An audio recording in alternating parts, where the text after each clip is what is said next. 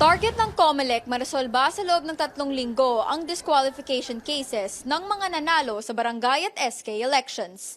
Matapos ang transition period na yan, hindi makakaupo ang mga nagwaging kandidato kung may hinaharap pa silang kaso. Sa 253 na kandidatong nasampahan ng diskwalifikasyon, 101 ang nanalo at pawang hindi pa naiproproklama. And because they were given at least 3 weeks, a transition period, we are hoping to resolve the disqualification cases of those who we suspended the proclamation in a matter of 3 week time.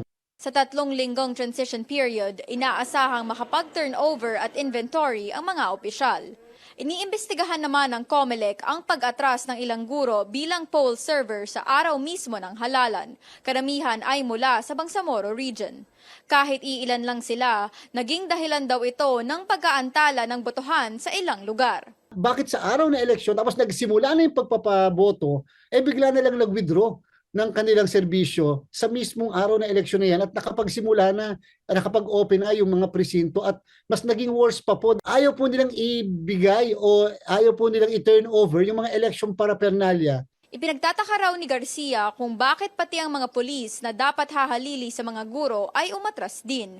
Pati sila ay iimbestigahan daw dahil dumaan naman sila sa training at hindi pwedeng ang dahilan ay tinakot sila.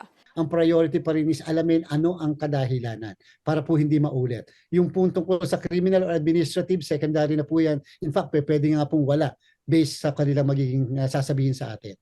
Pero paglilinaw ni Garcia, hindi nila hahabulin o kakasuhan ang mga gurong umatras bago ang eleksyon dahil karapatan nilang tumanggi.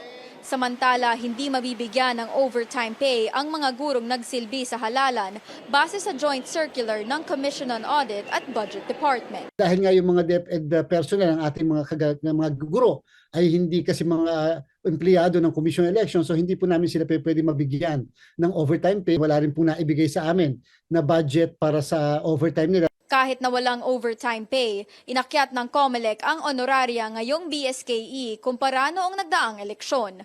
Ayon sa Education Department, pwedeng bigyan ang mga gurong nag-overtime ng dagdag na service credits bukod sa orihinal na 5 araw na service credit.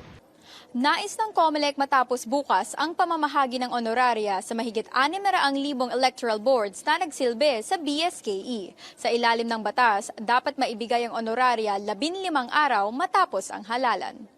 Paige Javier, CNN Philippines.